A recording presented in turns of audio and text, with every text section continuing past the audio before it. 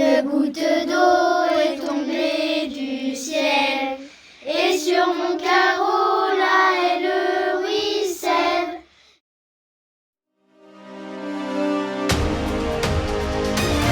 Bonjour à toutes et à tous. L'eau, un sujet tabou. Les élèves de 4e du collège Willy Mabroux de Bourg-Lastic vous en parlent aujourd'hui. Nous allons commencer par vous parler de l'accessibilité à l'eau dans le monde et de notre consommation. Tout d'abord, il est important de préciser que l'eau potable sur notre planète ne représente que 0,2% de l'eau totale. Donc finalement très peu d'eau pour satisfaire nos besoins. L'image de cette planète bleue est donc trompeuse. La consommation d'eau par jour et par personne est très différente d'un pays à l'autre. En quelques chiffres, un Français consomme environ 150 litres par jour, un Américain 700 litres, alors qu'un Africain 30 litres. 2,1 milliards de personnes n'ont pas accès à l'eau chez eux.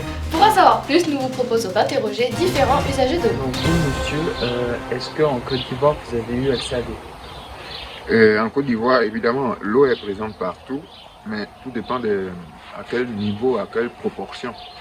Je suis né au fin fond de la brousse africaine, ivoirienne, et que nous parcourions des kilomètres pour avoir quelques litres d'eau. Merci pour ces éléments. Et pouvez-vous nous dire quelle est la perception de la consommation de l'eau en France?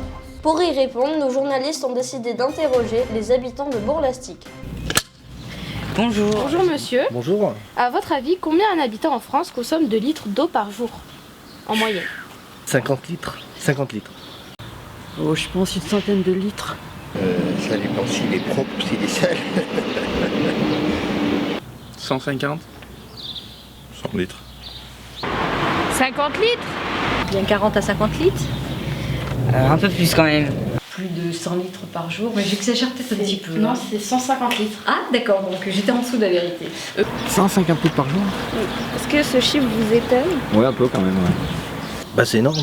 Je crois que j'arrive pas à visualiser 150 litres. Mais bon, déjà une douche, ça consomme déjà pratiquement 25 litres.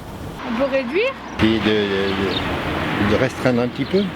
Le maire est responsable de la qualité de l'eau, d'un certain nombre d'éléments de gaspillage ou autres, mais on n'est pas en première ligne à la commune pour l'eau potable, puisqu'on a délégué notre compétence, on n'est plus compétent en matière de potable, on l'a délégué au syndicat. D'abord un usage immodéré de l'eau, effectivement, avec des pertes qui sont dues soit au réseau, c'est le syndicat qui en est responsable, soit effectivement des gens qui oublient de fermer le robinet ou qui dans les prés laissent couler un bac à eau destiné à l'appauvage des bovins.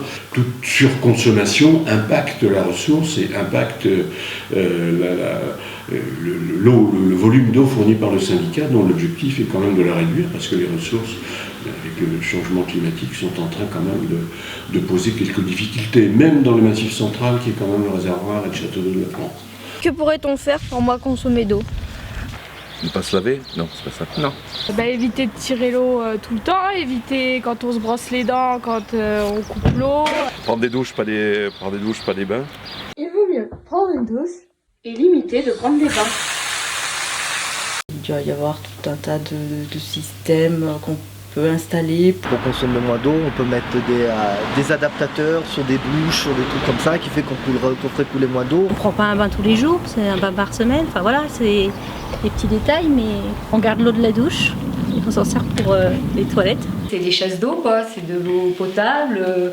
Il faudrait essayer de trouver un système qui puisse filtrer de l'eau. Les gens commencent à faire attention, il y a une forme de sobriété qui est en train de s'installer et qui profite. On voit que la consommation globale sur tout le syndicat qui est d'Anne Chalanon diminue année après année, ce qui prouve bien qu'il y a une forme de responsabilisation des usagers qui est en train de se mettre en place et qui consomment moins d'eau. Éviter de la tirer à chaque fois quand il y a 3 gouttes d'urine, c'est peut-être pas la peine. Alors on récupère le pluie chez nous déjà. Moi personnellement, je récupère mon eau quand je me lave les mains, je mets une bassine et puis je récupère l'eau et bon, j'arrose, même s'il y a un peu de savon, j'arrose mes fleurs avec. Voilà. D'accord. Déjà ça. Merci d'avoir répondu à nos questions et au revoir. Merci, au revoir.